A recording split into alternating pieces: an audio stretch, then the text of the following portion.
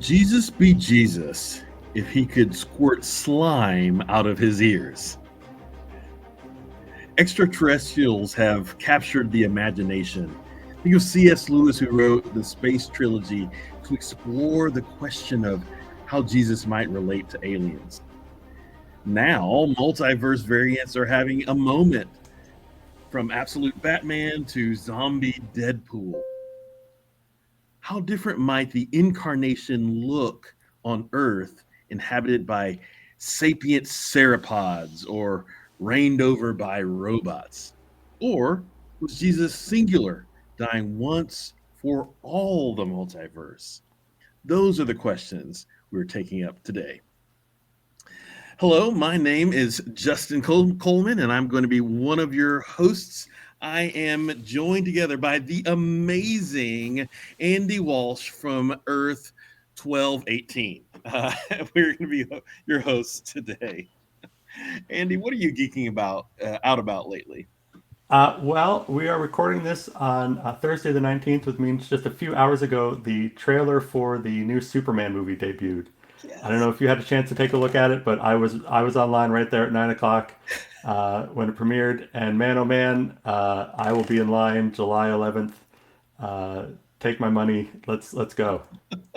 Dude, you that's exactly where I was going to go. Now, I've not seen it yet. So I've been hunkered down in meetings and so I haven't seen it yet. So no spoilers there, but I'm super excited about that. Very much geeking out about that. I don't know that I'm quite geeking uh, out about anything else, but I know we've got a new Star Wars property that I'm probably going to watch at some point. It's taking me a minute because of the place where I am with Star Wars right now. But I think Superman is the place to geek out about today. I hear you. I'll also throw out my son turned me on to this Amazon show called Secret Level. They're Ooh. little animated shorts that are extending video game worlds. There was a very unusual Pac-Man episode that we watched, and a Dungeons and Dragons episode. I guess it's not just video games; it's all kinds of games. So yeah, so they're these little anime or animated shorts opening up those different kind of game worlds. That was pretty cool. So we'll be checking out more of that. Oh, that sounds very cool. I got to check that out myself. Well, we also want to take a moment to thank everyone who supports us. If you're on a laptop, please consider rating and reviewing our show on Podchaser or Good Pods. This will help our show gain recognition and be easier to find on search engines. If you're on your phone, please consider rating, reviewing, or commenting on our show on Apple Podcast or Spotify. This will help prioritize our show in these apps algorithms. So thank you in advance for all of your support. And we want to give a big thanks to the seasonally named Annette Noel, one of our much appreciated supporters. If you'd like a shout out, remember you can have your own if you support us by offering $3 a month on Apple Podcast, Captivate, or Patreon. We'd love to give you a shout out. All right, friends, on to the main event. How different can Jesus be across the multiverse? Alternate futures and realities have been a holiday staple for a very long time. One of my favorite annual traditions is reading and watching as many adaptations of the Christmas Carol as I can. You also have shows like It's a Wonderful Life. Multiverses have been a bigger and bigger part of the zeitgeist these last years. So, if all possible universes exist, does that mean that there are universes where Jesus was never born, or maybe Jesus sinned, or Jesus died of old age, was a sapient female pterosaur? There's so many possible options out there as we think about it. So, I kind of want to get in by saying, Andy, like, so what's your connection to these questions? Yeah, so I think I really started wondering about the issue when people talked about, in an infinite multiverse, everything happens, and every choice, can go both ways or whatever. So it's like, all right, well, what does it mean, if I'm a Christian in this universe of the multiverse? What does it mean? Does that mean that I've doomed somebody else in another part of the multiverse to not be a Christian because, they had to make the opposite choice, another version of me? Questions like that. And then, that kind of leads to, well, if I'm different, how different can other people be? How different can God's interaction with the world be? To what extent is God bound by, the cause and effect and the rules of physics that obtain in a particular universe versus how much can he intervene? Does God, does salvation work just fine? The plan of salvation work just fine in any universe in the multiverse because God is imposing that from the outside or bringing that in from the outside, and so it doesn't matter all these other kind of variations or whatever. So that, I've those are thoughts that I've had for a while. It seems like I should also point out, I wrote a book that has the word multiverse in the title. The camera is not playing nicely here, but it's called Faith Across the Multiverse. It's not actually as much about the multiverse as the title would suggest. That was taken from just one of the chapters of the book, and the publisher decided that was the title they wanted to go with. And it actually it uses the multiverse, takes the multiverse not as a necessarily a literal physical reality, because we don't know if that's the case or not, but as a conceptual idea, right? The idea of different versions of us, and the thought that Jesus is pursuing us across all the different versions of ourselves to find that best version of ourselves, and then calling us to be that version. Was the way that I kind of explored the topic there. So that's a little bit about my kind of background, where I'm coming from on the multiverse. How about yourself? Yeah, this is a really interesting topic for me because oftentimes in Christian conversation we think about history almost as a set of blocks that are built on top of one another or connected Lego pieces. So you mentioned cause and effect. This happened, and then this happened, and this happened, and history is going to stack up through to the end of Book of Revelation and new creation, and everything has to be lined up in a certain order. And because things have been lined up in a certain order, Jesus had an advent that was necessarily going to come at a certain time, and Jesus will have a second coming that will be at a fixed point in time because of all the things that are stacked up along the way. That's how some people think about it. But even in our own reality, much less the rest of the multiverse, there's been this question for me about, well, so we have a sense of a picture of the second coming of Christ described very poetically in the book of Revelation. Is it that we've got a certain set of events that must be lined up to get there, or something else going on? Is God existing in time and space differently than we can perceive? And that's how God knows what is to come. So there's some questions just there, but I love this idea of the multiversal options created by free will.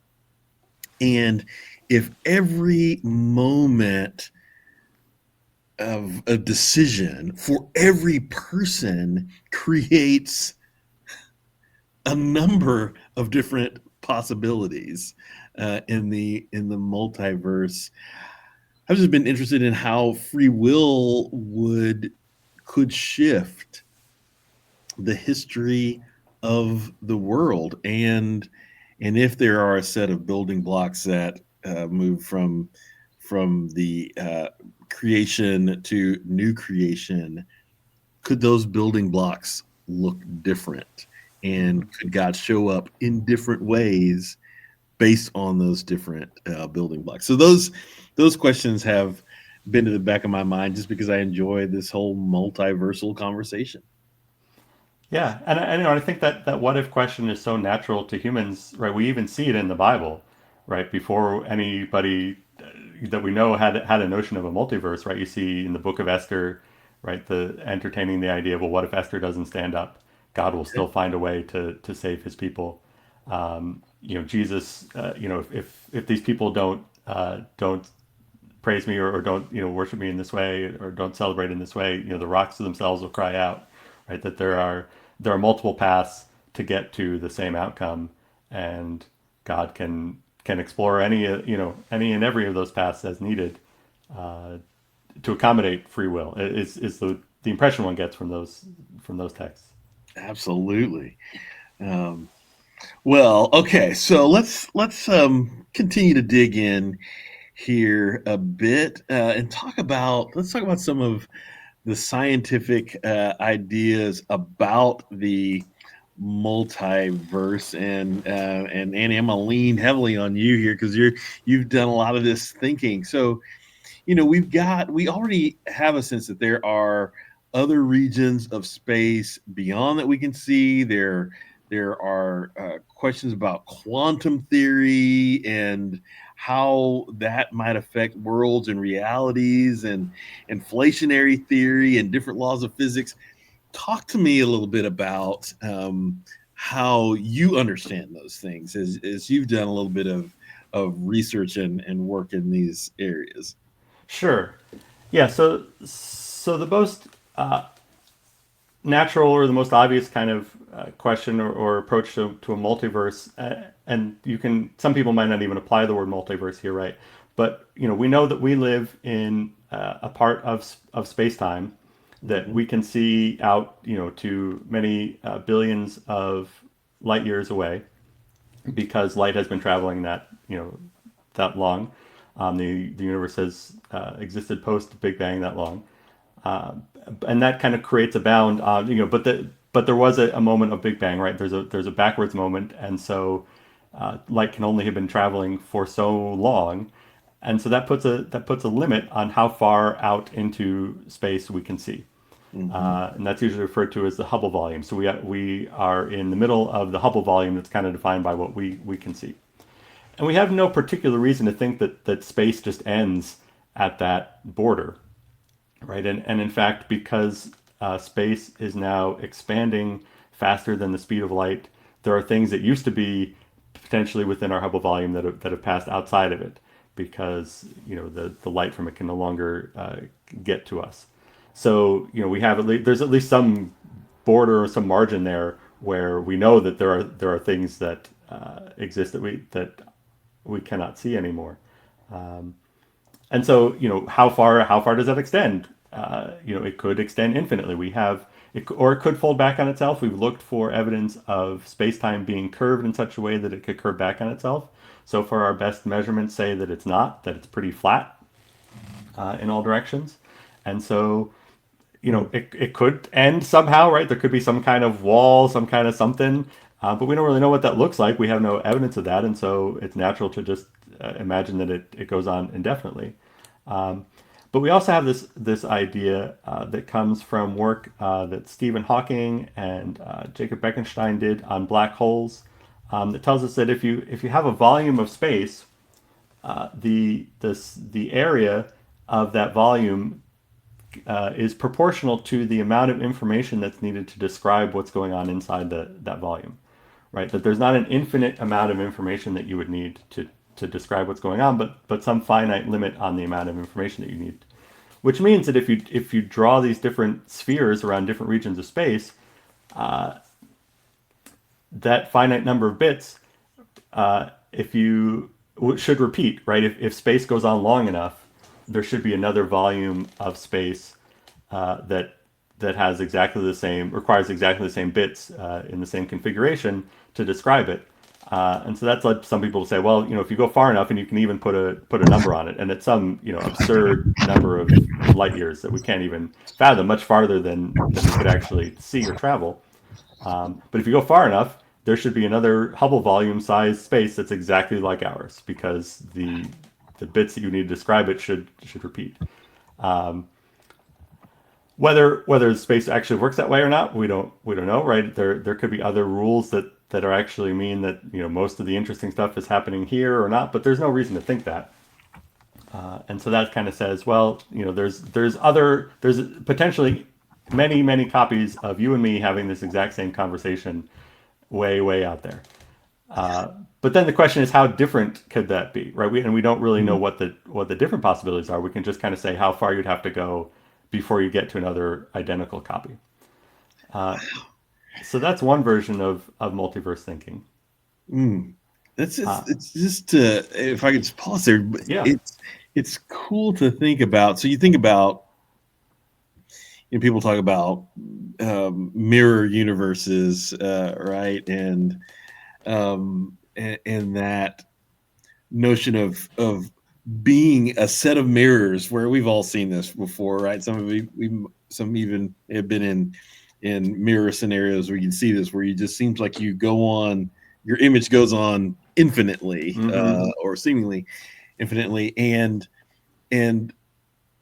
it's the same image, maybe moving at a slight delay across the further down it goes, but that Right. there's a almost exact replica working with a very similar set of variables. That's fascinating to think about. Yeah. And it also, you're talking about uh, mirror worlds and similar worlds, right? It's very similar to the idea. So I'll just go on to the many worlds idea from quantum physics. Yeah. So the first one, we have some sense that space goes on, right? And so that's where that idea comes from. We don't know how far, and that's why we don't know how many. There might not be other copies of us, but it seems like there could be. The many worlds interpretation of quantum physics is more speculative. There are multiple interpretations of what quantum physics means at a sort of like ontological level. What is happening? What's the fundamental reality of what's going on? And one possible interpretation is that every time there's a measurement event, every time there needs to be a decision about what is happening at a more macroscopic level, and the classic example being the Schrodinger's cat, right? Is the cat alive or Mm. dead in the box? Every time that needs to be decided in the many worlds interpretation, the wave function of the universe branches, and one branch goes off where the cat's alive, and the other branch goes off where the cat is dead.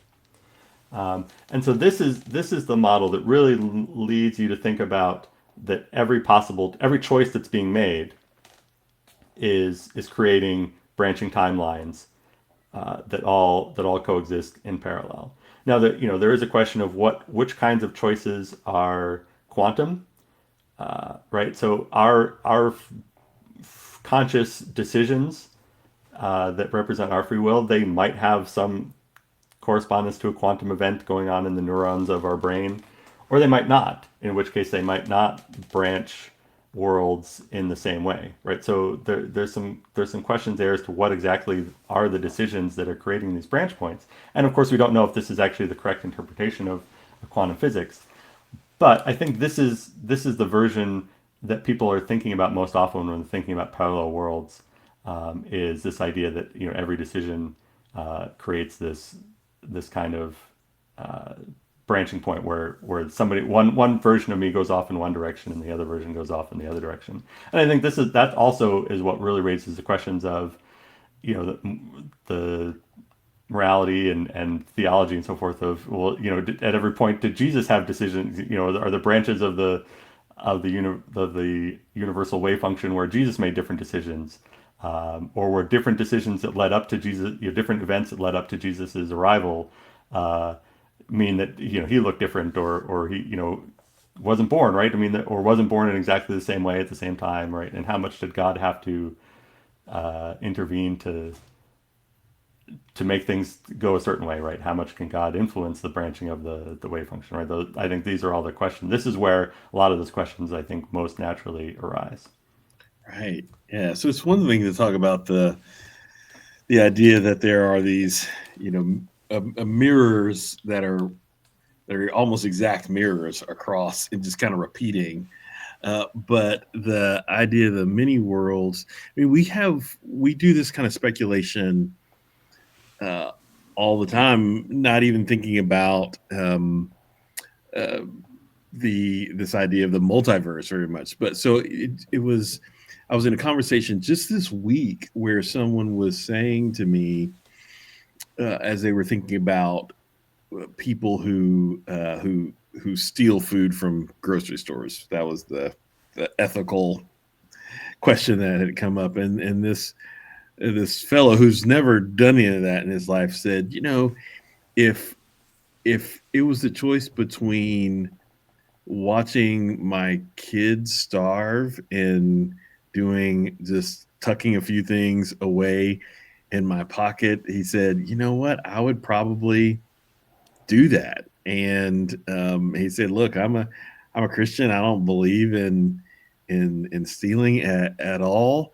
Yet in that scenario, the care for my child would be the overriding ethic. Mm-hmm. And then he went on to say, he said it's just easier questions like that make it easier for him to imagine how, if he'd grown up in different circumstances, if he had a different life situation, how he could make choices that his current version of himself would say, "Gosh, that's not very virtuous at all." Mm-hmm. But in another version with a different setting, might say, "I'm just trying to survive, man." So we do that kind of multiversal thinking.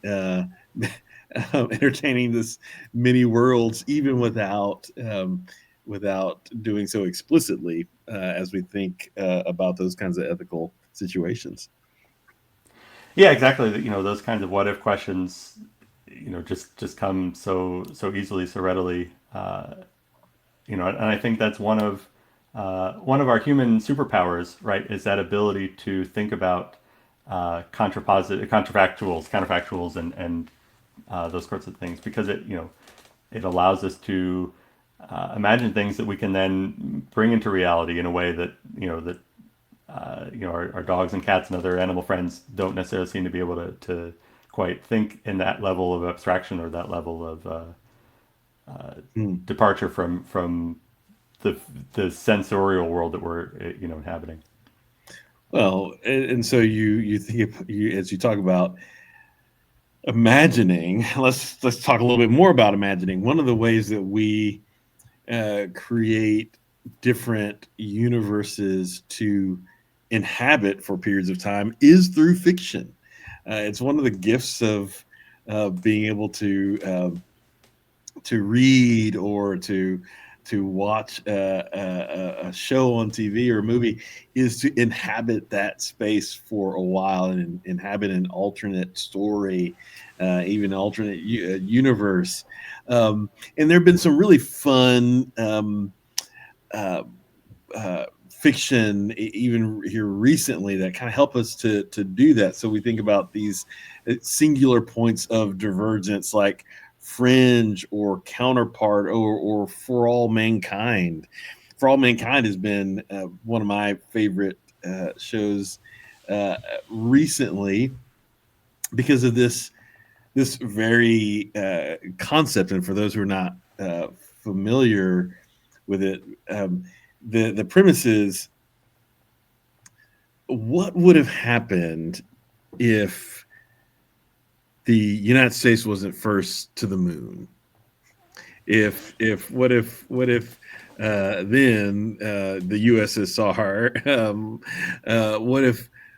What if we were beaten to the moon? How would that shape the identity in the United States?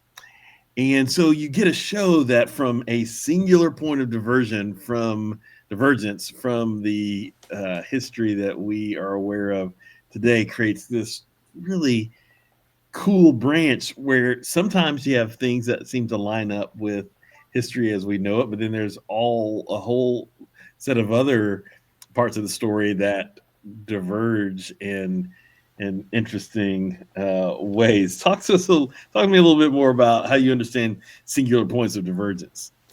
Yeah, so just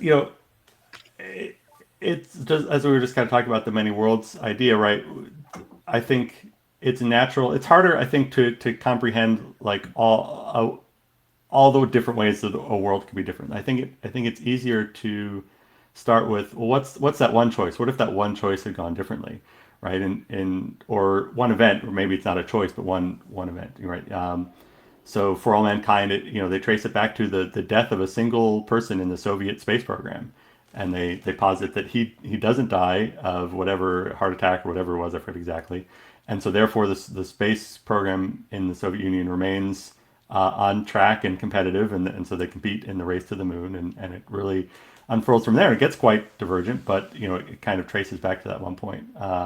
There's one of the stills I have in here is the movie Sliding Doors, which isn't a particularly sci-fi or multiversal movie, but it does embrace that question of that one moment where she either gets on a subway train or doesn't because she just barely makes it through the doors before they close, or she doesn't, and her being Gwyneth Paltrow's character, and her whole life unfolds very differently. Her marriage, her relationships, they all spiral in different directions because of that one moment at a very crucial time. And so I think we're kind of it's easy to write a story about those moments.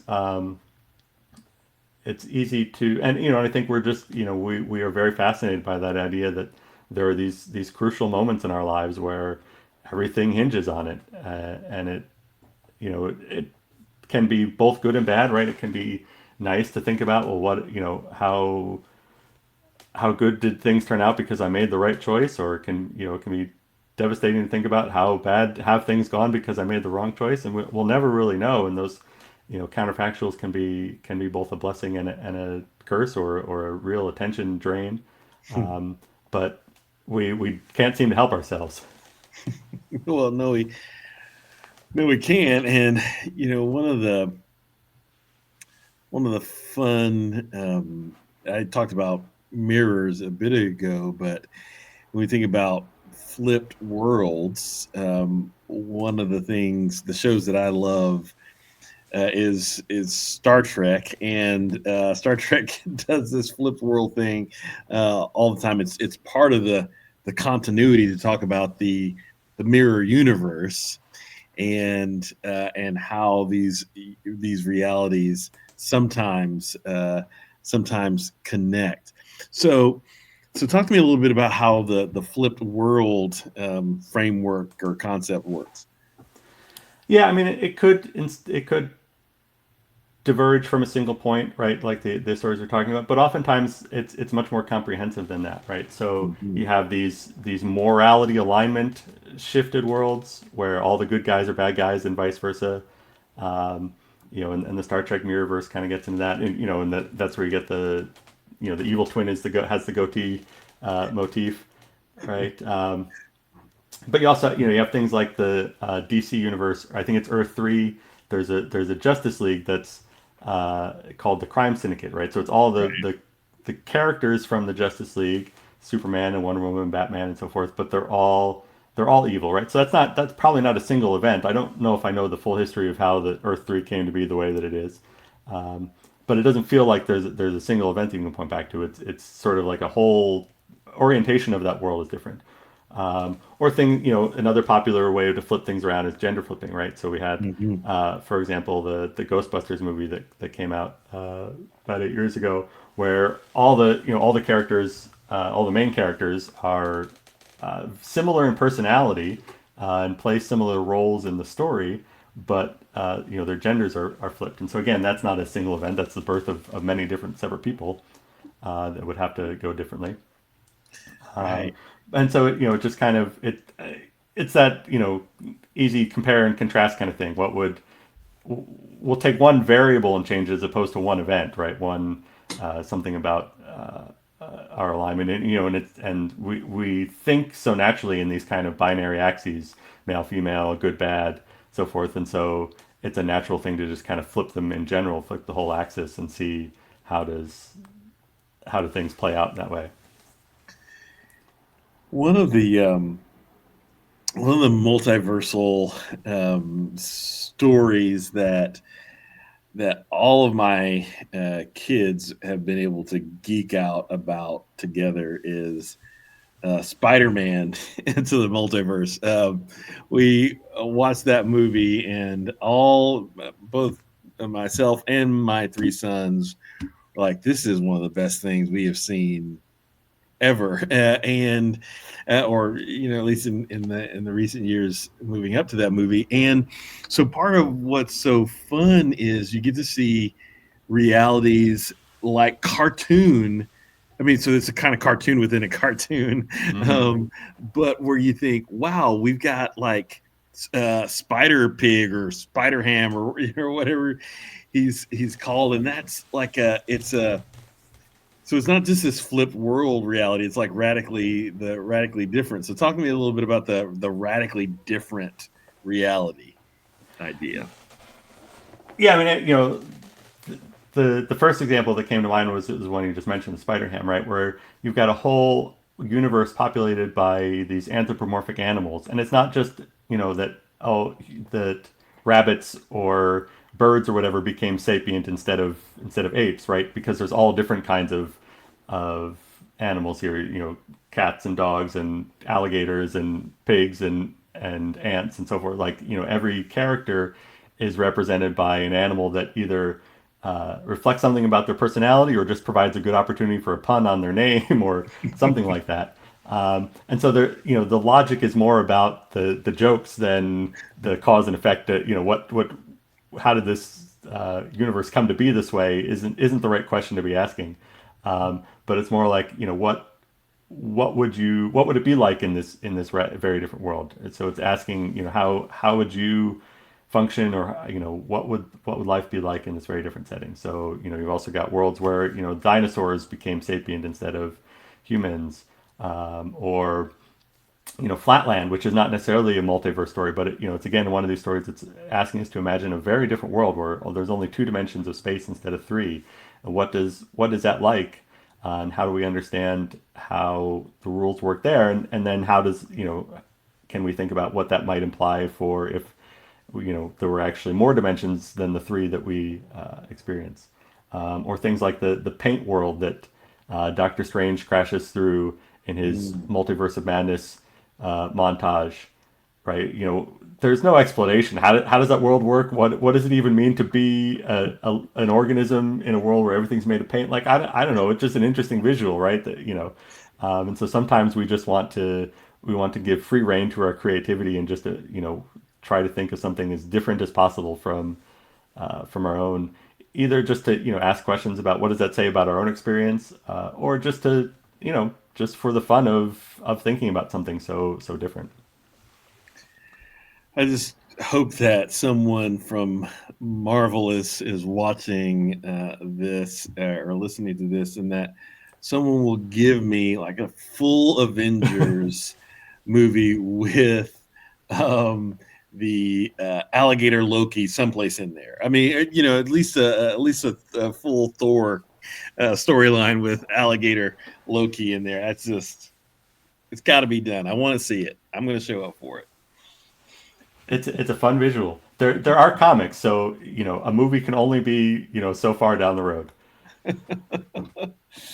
Oh my gosh! All right, so let's talk about things like fixed points. So we've referenced this here. So you've got singular beings are a certain kind of fixed point. So singular beings, and then you've got singular events as well. So let's start by talking about singular beings. How does that work in this conversation? Yeah, I'm not sure if it does or not, but it's an idea that comes up in the fiction. I'm most familiar with it in the Marvel Comics world, where that they have a whole multiverse, but they say that they claim that some characters are unique in the multiverse, that there's only one of them in all the multiverse. And I think Rachel Summers, or Rachel Gray, is was the first one of those, and might still be the only one. I'm not sure. It's a little bit hard to to research, because different writers have different ideas about these things.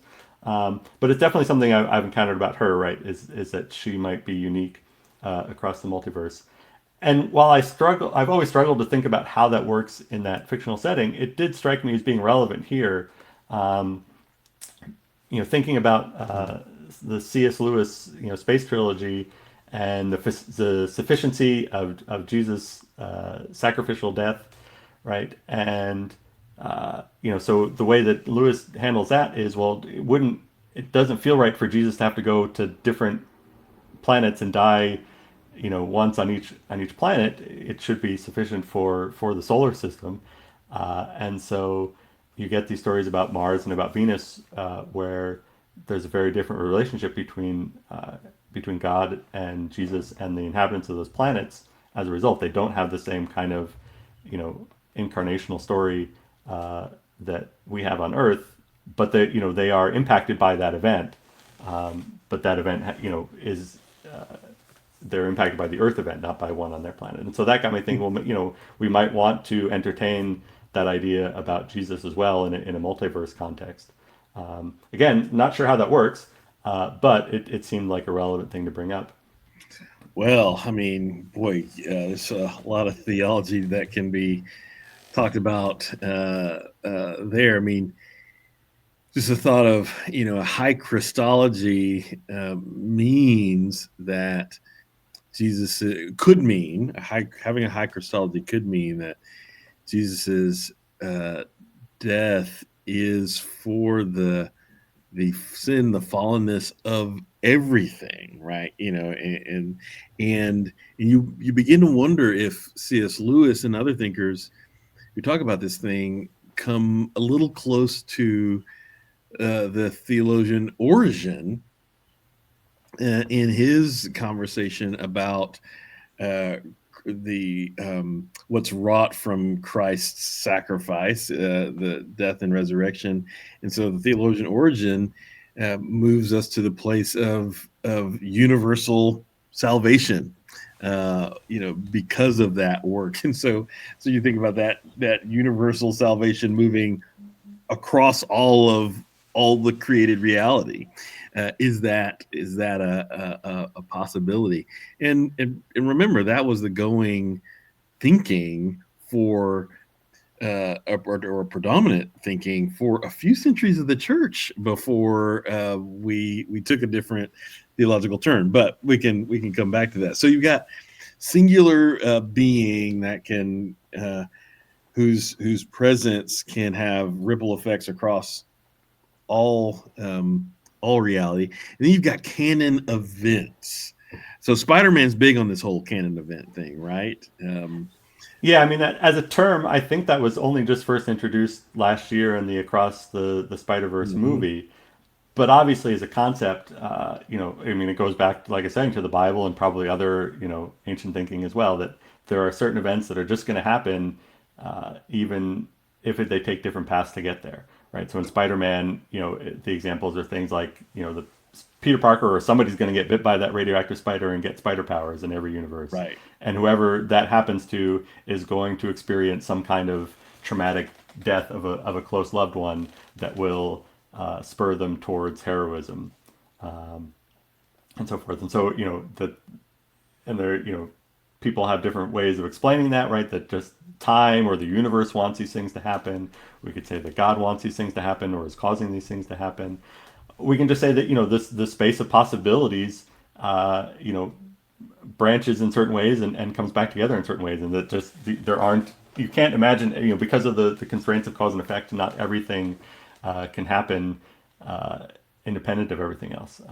Right. Think about, it makes me think about the game Plinko. I don't know if you've ever, Oh, on The Price is Right, yeah.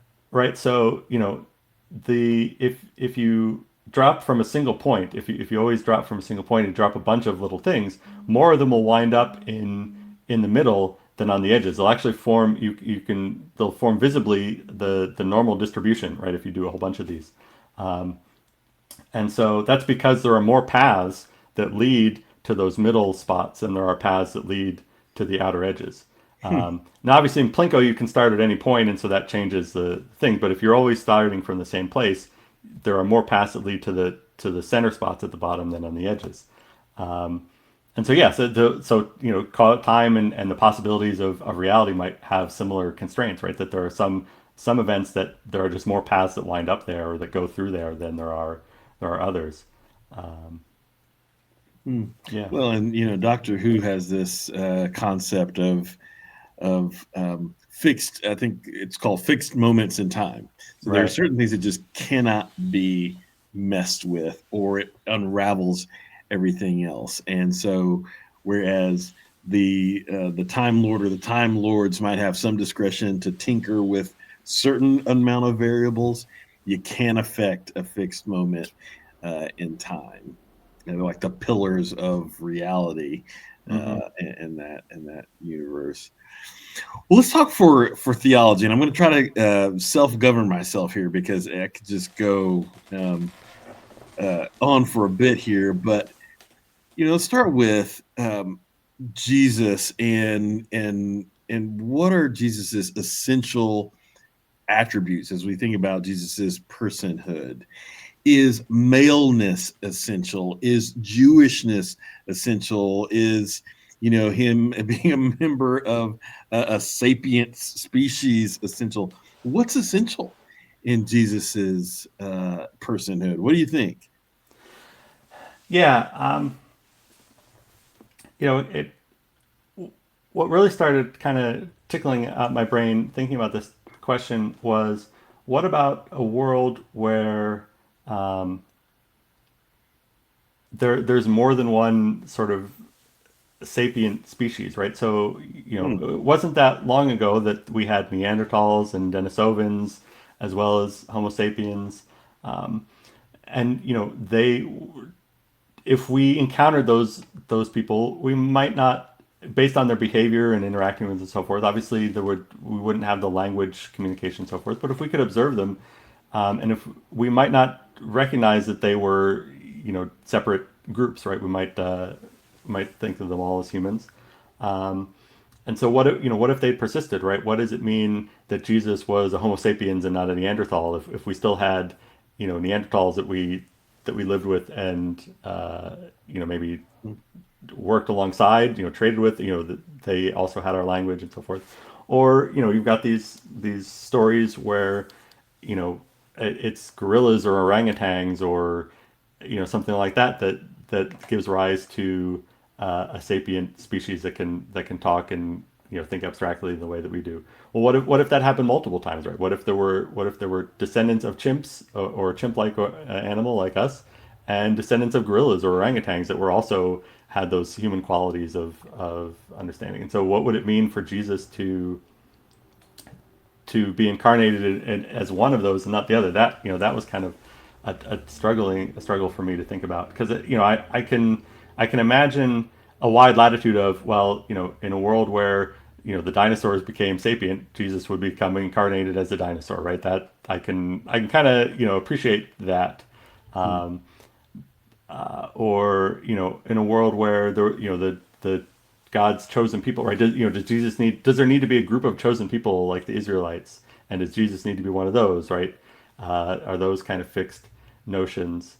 Um, possibly not. I don't know, but yeah, this idea that, well, what if there's multiple groups that would all kind of see themselves as equally sort of moral beings and capable of a relationship with God in the same way. That's where that's kind of the puzzle that I kind of got stuck on a little bit on this question. Yeah, I mean, the idea of what it means to reflect the imago Dei, right? The image of God. And and I think that in scripture as we have it, that God seems to enjoy regularly enough challenging our presumptions in ways that continue to press us toward a clear sense of what it means to uh, love God, love neighbor, love God's creation. So there are certain things that I think in Scripture are fixed in certain kinds of ways. these these larger conversations that God seems to be driving us toward. But in so many cases, when something is manifest, the people seem to go, that didn't exactly happen the way I expected it. Mhm. In that way, God keeps driving us toward the same kinds of conversation or understanding, the same wisdom. But in other ways, God keeps us guessing. And Mhm. so it makes me think, I don't know, God just might keep us guessing related to the how Jesus shows up in different realities. Yeah, yeah. It reminds me, one way I've thought about, that one of the big themes of Scripture is that God's people are continually encountered with the question, oh wait, is the kingdom of God for these people too, or are these people, can these people also be part of the kingdom of God for various different kinds of people, groups of people, and so forth? And the answer is always yes. Yeah. Uh, and sometimes that could be, sometimes that's challenging, and sometimes that's easier to embrace. And so yeah, I can get on board with, we might just have to continue that pattern into the multiverse. Right. Well, what do you think about Jesus's ministry? How might Jesus's ministry be impacted by the multiversal conversation? You got disciples, you've got miracles, you've got operating in and outside hierarchies. I mean, we think about how might Jesus' ministry be affected by this? Yeah, I mean, I don't know that I have great answers, but just kind of thinking about, okay, what are some of the possibilities, right? Is there a lone wolf Jesus who doesn't have disciples? That's kind of hard to imagine. You can imagine different kinds of disciples, right? Different people, they have different names, they have different jobs, they relate to Jesus in different ways, but it's hard to imagine that Jesus wouldn't want to, or that, and we keep saying Jesus as if this person in the multiverse might not have different names too, right? But Right. we'll use that for convenience. Um, Right, but it's hard to imagine that Jesus wouldn't seek out those kinds of relationships in some way. That seems like a pretty core kind of thing. The same thing with the miracles, right? That sure there'd probably be different kinds of things, right? Different things would be meaningful to different cultures, different places and times. But taking the view that John gives us of that these things are signs, so that we would understand, and that they're more about illustrating who Jesus is and represents, as opposed to they're not just about, well, that person was hungry and that was the way to fix it. And so that seems like there would be some amount of that, but it might look very different, right? But but yeah, and then I just kind of wondering, like, what if the God came incarnate as the Emperor of Rome, or as the King Herod, or something, or whoever, the equivalent thereof, right? Like, is that an essential part of who Jesus was? That, and his ministry was that sort of more operating on the fringes, operating outside of the patterns. That one I'm less clear on.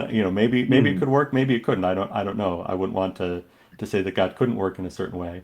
But Well, yeah. there are two major uh, paradigms as we think about God, God's nature. No, that I at least want to lift up for this conversation. So there's an understanding of God's nature.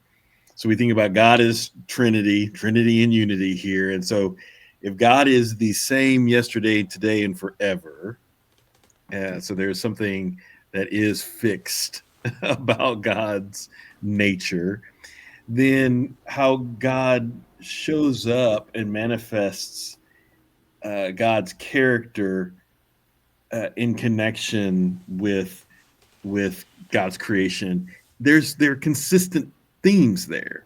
So if that's the case, that you're going to, if God is constantly doing what we see in our scriptural texts, um, like turning things upside down And so rather than going to the older brother, going to the younger brother, rather than going to the rich, going to the poor, if God's constantly turning things upside down, perhaps this will be consistent throughout the time. If if God is Trinity and Trinity and unity, and so God creates people for community, the idea, as you say, of lone wolf Jesus just doesn't quite make sense. There's another there was another theological tradition. It um, had its rise perhaps in the early 20th century and is now dormant in so many places in the theological tradition. But this was the sense that a process theology talks about God and God's very self changing. So God is in process, just as creation is in process. So, what is one of the most true things about creation? Well, it is change. We'd even say that now. Things change, we change, seasons change. Change is something that's deeply true. Well, what this process theology says is that's also true of God. And so, in that way, if God in Trinity is is changing, perhaps God and Trinity could change across these multiple um, the multiverse. Right. That's really interesting to think about. So then you could say, well, maybe Jesus does show up as a lone wolf, or maybe Jesus does show up as an emperor because of that changing nature of God in process theology. Really Right. interesting to think about.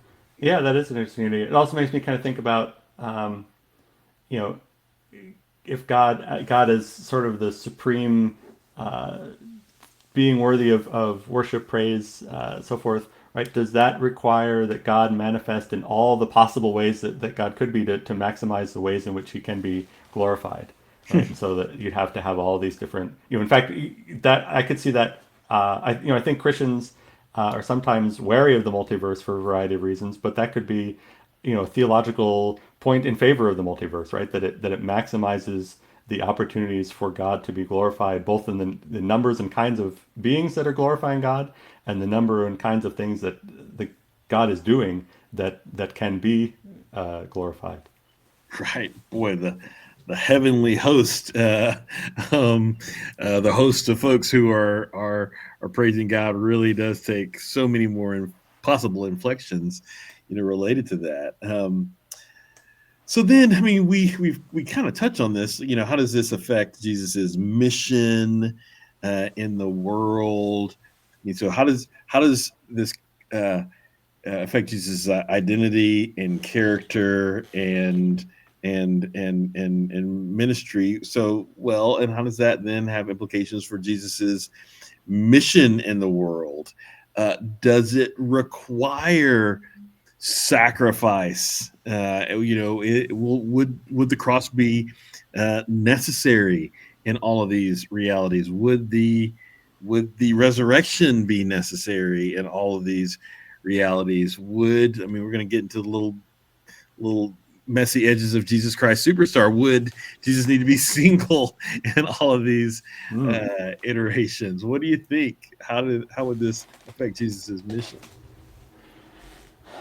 Yeah, I mean, in some ways, I think we kind of come back to the same kinds of answers, right? That we can make a case for there are fixed points because God has to be a certain way, or we could make the case for God has to explore all the possibilities.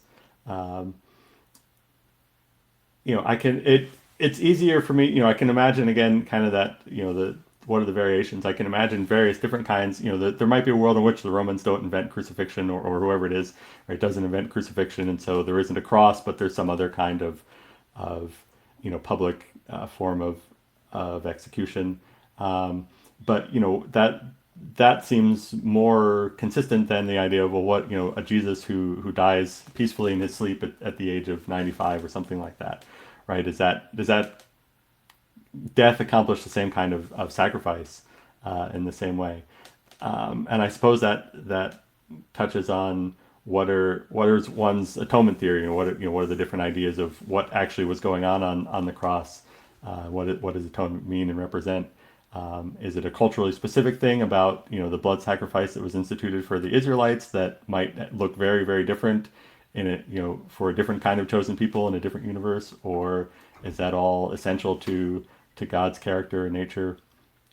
That those are more in your wheelhouse, but it seems to me that that's the questions that one quickly will run into.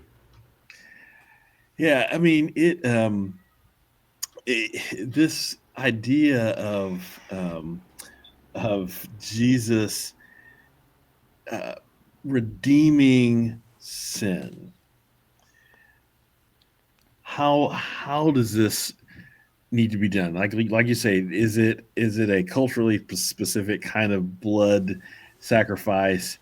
The question of could redemption happen by another way is one of the questions that is asked, has been asked across the centuries, related to theories of the atonement.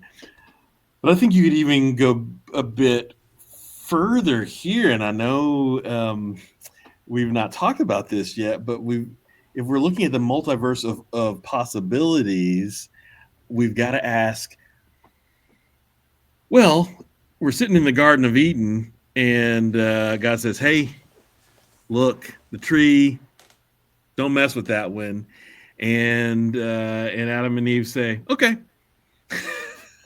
Yeah, good point. Right.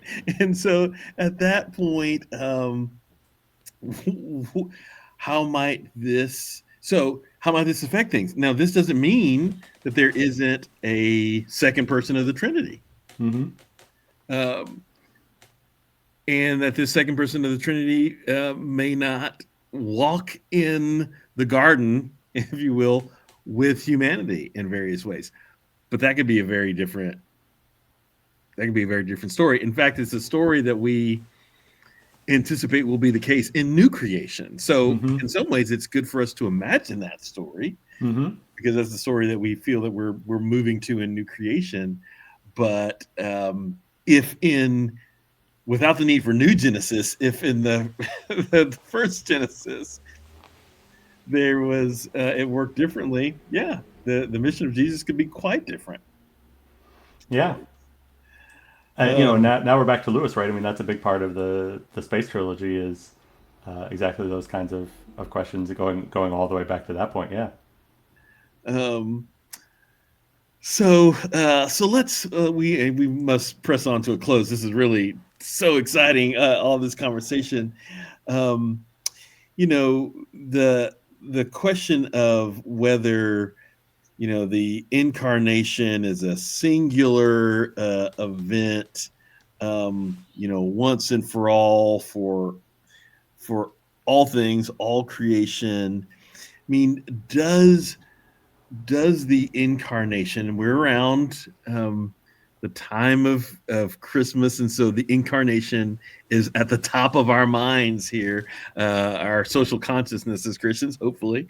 Um, you know, how how does this whole multiversal conversation impact the the thinking around the incarnation as a singular event, or in or Jesus being a singular event, singular person? Yeah, and here I think it really matters what kind of multiverse we're talking about, right? If we're talking about the infinite expanse of the space time that we occupy, you could perhaps entertain the idea that Jesus, the incarnation happened once here on Earth, and that is sufficient for all of the space time with which we are continuous. And how that travels to those other parts that where light can't even reach, I don't know, but one could entertain that, I think. Whereas if you're talking about like the branching many worlds model, the quantum many worlds model, right, then there are multiple branches of the timeline, and Jesus died, the branch before the incarnation, and so they and then branched during Jesus's life and ministry and so forth, and so right, there have to be kind of multiple incarnation events on those different branches, or Jesus exists on multiple branches of the wave function, or at least it seems like. My imagination is too limited here, or I don't understand the physics quite well enough.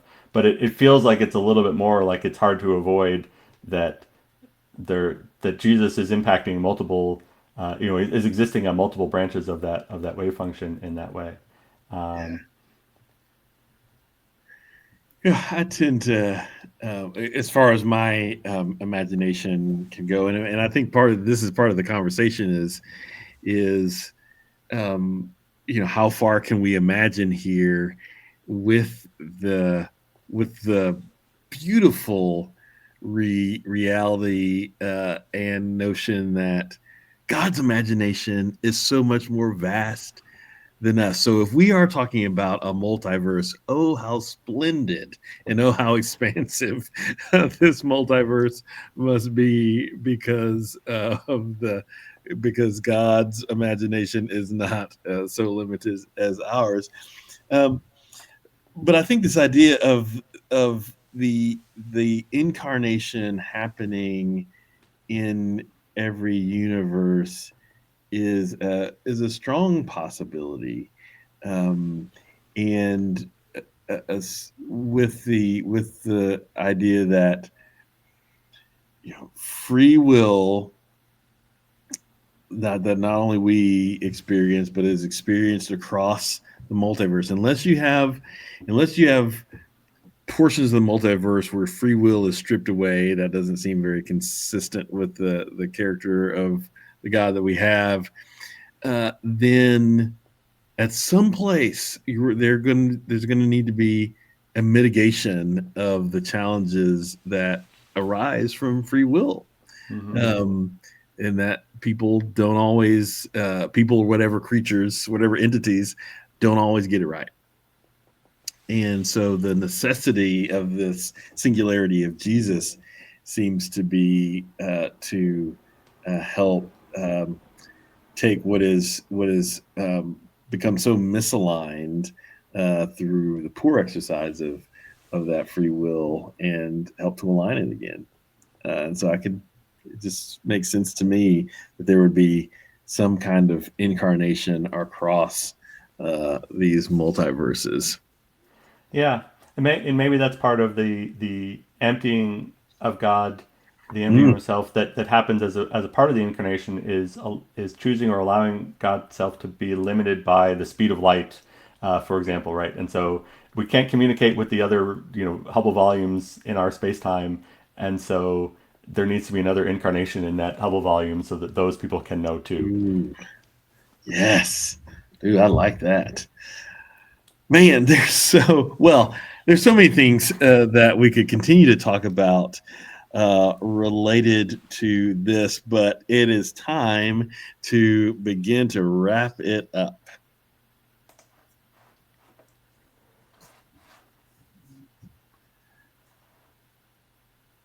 We've got an extra question that will be for subscribers at the end. And this question is: there's a Parliament of Doom, the Congress of Reeds, and the Council of Kang. What would a gathering of multiversal Jesuses be called? A great question. All right, so recommendations. Hey, do you have any recommendations for our listeners? What should they be checking out? Yeah, I already plugged my own book, so I will plug another book. We'll see if the camera cooperates more with this one. There we go. The Infinity Gate by M.R. Carey. It's the first of two books. I think Echoes of Time is the sequel. It is all about the multiverse. I've mentioned it before on the podcast, but I think Carey does an excellent job of synthesizing a lot of the different ideas from sci-fi certainly, and also somewhat from the science about the multiverse, what the implications of that are, what that would look like, and is not just limiting himself to a single point of divergence, but exploring all kinds of different divergences at all different points in time. and then how that would come together. Just a lot of imagination and a really great story, and fun characters along with that. So that's my recommendation. So that's a great recommendation. So I don't have necessarily a multiversal recommendation for everyone, but I do have a fun sci-fi recommendation. So there is a writer by the name of Brian Sigmund, and Brian, I have been friends for many years, and Brian has a PhD in Old Testament, has been involved in publishing and is also a writer. So he's got a couple books out, Archimedes and the Messiah Bot, an alternative account of the singularity. Both books are really fun. Check out this new sci-fi writer, Brian Sigmund. Now, uh, with no direct relation, I don't think, I also want to give a big thanks to supporter Daniel Sigmund, who has been supporting systematic geekology. Remember, if you'd like your own shout out to you, you can support our show with an offering of $3 a month on Apple Podcasts, Captivate, or Patreon. And we would love to give you a shout out. All right, before we go, let me remind that we are all a chosen people, a geekdom of priests. Merry Christmas, everybody, and Happy New Year. Merry Christmas.